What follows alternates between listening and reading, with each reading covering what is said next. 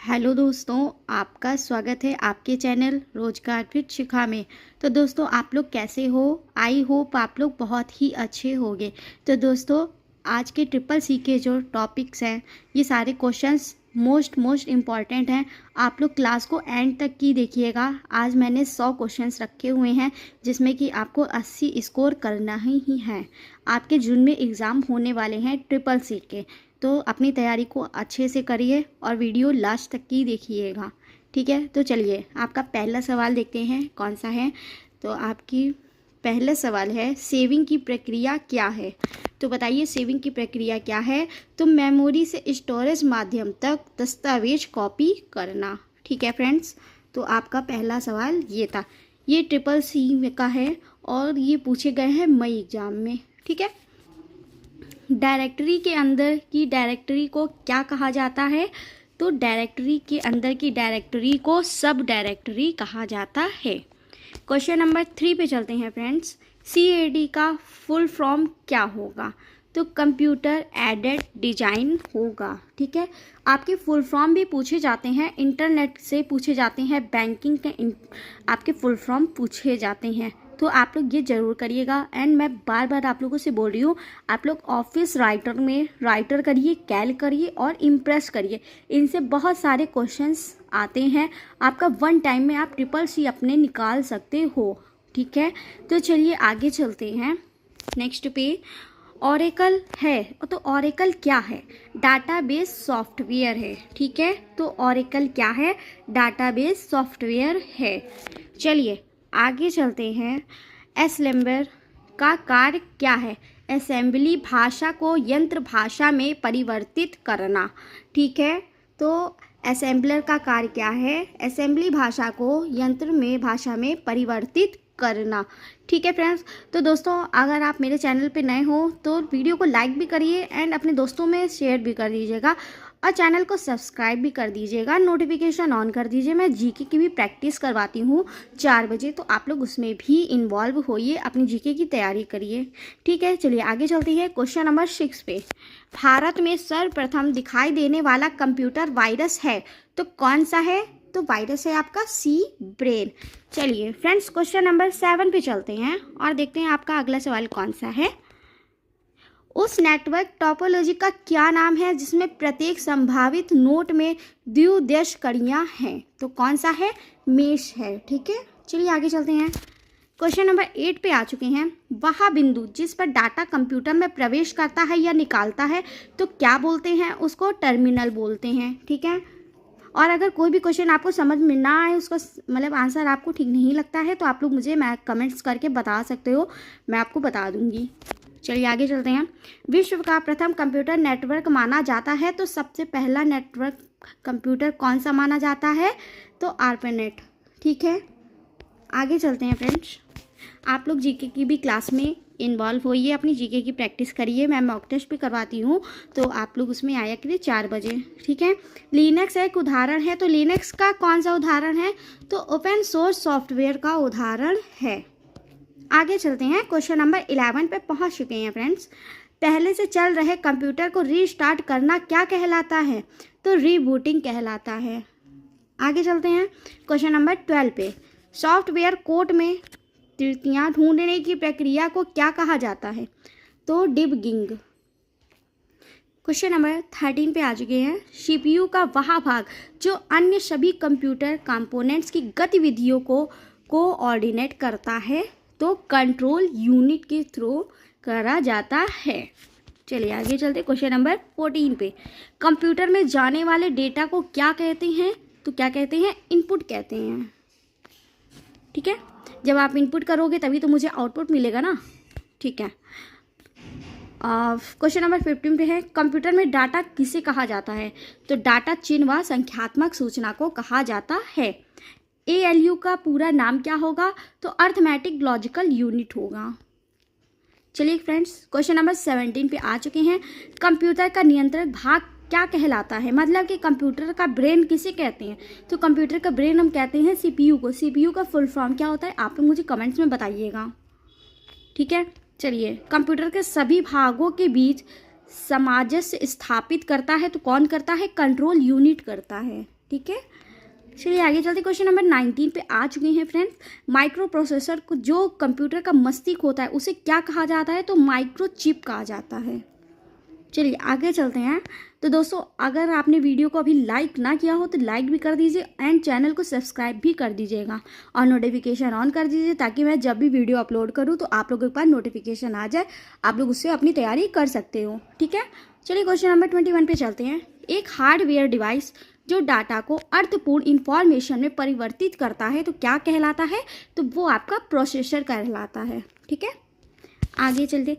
क्रे क्या है? क्रे एक सुपर कंप्यूटर है। सुपर कंप्यूटर हर जगह तो लगाया नहीं जा सकता है ना? ठीक है, तो सुपर कंप्यूटर कब आया था, मतलब किसने बनाया था, वो भी तो आप लोग बताइए। उसके फाउंडर कौन है सुपर कंप्यूटर के? तो आप लोग मुझे कमेंट्स करके बताइएगा फ्रेंड्स। चलिए आगे चलते हैं। टेली प्रोसेसिंग तथा थाइमेसिंग का प्रयोग किस पीढ़ी के कंप्यूटर में हुआ था? तो किस पीढ़ी के कंप्यूटर में हुआ था आपका टेली प्रोसेसर और टाइम शेयरिंग का प्रयोग? तो तीसरी पीढ़ी में आपका हुआ था। ये बताइए, पहली पीढ़ी का जो कंप्यूटर है उसका नाम क्या था एंड सेकंड का नाम बताइएगा मुझे। और मुझे ये बताइए कौन सा कंप्यूटर का जनरेशन चल रहा है इस टाइम। ओके, चलिए आगे चलते हैं फ्रेंड्स। क्वेश्चन नंबर 24 पे आ चुके हैं। वह उपकरण जो हैंडलेड ऑपरेटिंग प्रणाली का इस्तेमाल करता है तो क्या है? पीडीएफ। पीडीएफ का फुल फॉर्म क्या होता है बताइए। आगे चलते क्वेश्चन नंबर 25 पे आ चुके हैं। कंप्यूटर कितने प्रकार के होते हैं एंड 2 प्रकार के होते हैं। पॉइंट एंड ड्रॉ डिवाइस कहा जाता है। तो पॉइंट एंड ड्रॉ डिवाइस किससे कहा जाता है? मतलब आप कलर भी करते हो एंड पॉइंट भी होता है उसमें, तो कौन सा होता है? माउस का होता है। ठीक है, ट्रैक बॉल उदाहरण है तो पॉइंटिंग डिवाइस का है। चलिए आगे चलते हैं। सॉफ्ट कॉपी एक आउटपुट है तो हार्ड कॉपी क्या होगा? तो प्रिंटेड आउटपुट। जब आगे चलते हैं क्वेश्चन नंबर 29 पे आ चुके हैं। सेकेंडरी स्टोरेज मीडिया से हार्ड डिस्क से सॉफ्टवेयर प्रोग्रामों को कॉपी करने की प्रक्रिया को कहते हैं तो इंस्टॉलेशन कहते हैं। चलिए, किस मेमोरी में रखा डाटा बिजली जाते ही समाप्त हो जाता है? तो रैम में आपका समाप्त हो जाता है। रैम का फुल फॉर्म बताइए। डीवीडी उदाहरण है तो डीवीडी किसका उदाहरण? ऑप्टिकल डिस्क का उदाहरण है। CDRW का पूरा नाम क्या है? तो CDRW का कॉम्पैक्ट डिस्क रीराइटेबल है। ठीक है, मतलब ये कि आप लोग फुल फॉर्म बहुत अच्छे से लर्न करिएगा। मैंने बताया ना, इंटरनेट के आप लोग करिए, फाइनेंस से करिए, बैंक से रिलेटेड सारे फुल फॉर्म लर्न करिए। यही ट्रिपल सी में पूछे जाते हैं। आप ऐसे ही वन टाइम में अपना मतलब ट्रिपल सी निकाल सकते हो।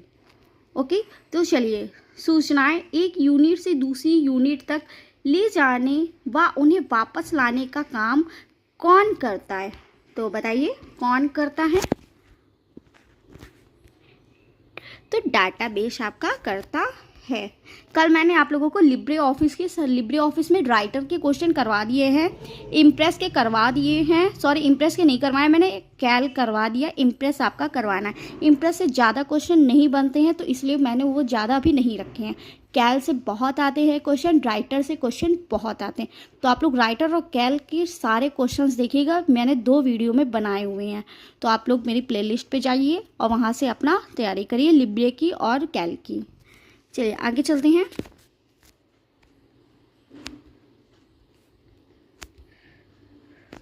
हम्म 34 पे आ गए। कंप्यूटर में अनवरत विद्युत आपूर्ति का संक्षिप्त रूप क्या है? तो यूपीएस है। यूपीएस का फुल फॉर्म बताइएगा मुझे।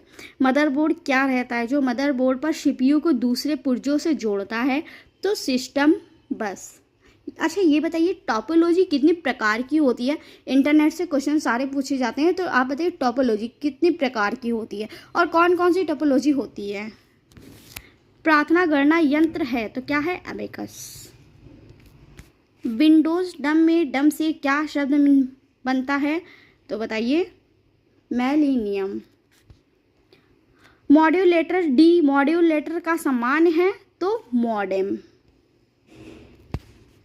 पहले से ऑन कंप्यूटर का रिस्टार्ट करने को क्या कहते हैं? तो वार्म बूटिंग कहते हैं। एस्टीमर डॉक्यूमेंट बनाने के लिए किसकी ज़रूरत होती है? तो टेक्स्ट एडिटर की ज़रूरत होती है। एस्टीमल का फुल फॉर्म क्या होता है? तो हाइपर टेक्स्ट। आगे बताइए क्या होगा आप लोग? HTML का फुल फॉर्म पूछा जाता है। हाइपर टेक्स्ट मार्क लैंग्वेज होता है। कंप्यूटर से अधिकांश प्रोसेसिंग होती है तो किससे होती है? जाहिर सी बात है वो ब्रेन से होगी। तो आपका क्या राइट आंसर होगा? CPU से। वेबसाइट कलेक्शन है तो वेब पेजेस का है। 43 पे आ गए। किस प्रोग्रामिंग लैंग्वेज को ट्रांसलेटर की ज़रूरत नहीं होती है? तो मशीन लैंग्वेज को ट्रांसलेटर की ज़रूरत नहीं होती है, राइट ऑप्शन। एक्सेल स्प्रेडशीट का एक्सटेंशंस क्या होता है? तो .xls होता है। अच्छा ये बताइए पावर पॉइंट का क्या होता है एक्सटेंशंस? सारे एक्सटेंशन आप जब भी आप कुछ भी अगर उसमें बनाते हो, चाहे आप लिब्रे में बनाओ या कैल में बनाओ, तो किसी ना किसी में तो आप सेव करोगे ही ना। तो आप बताइए एक्सटेंशंस किसका किसका होता है? चलिए, तो फिलहाल एक्सेल का तो एक्सटेंशंस यही है, और वर्ड का एक्सटेंशंस क्या होगा वो भी बता दीजिएगा।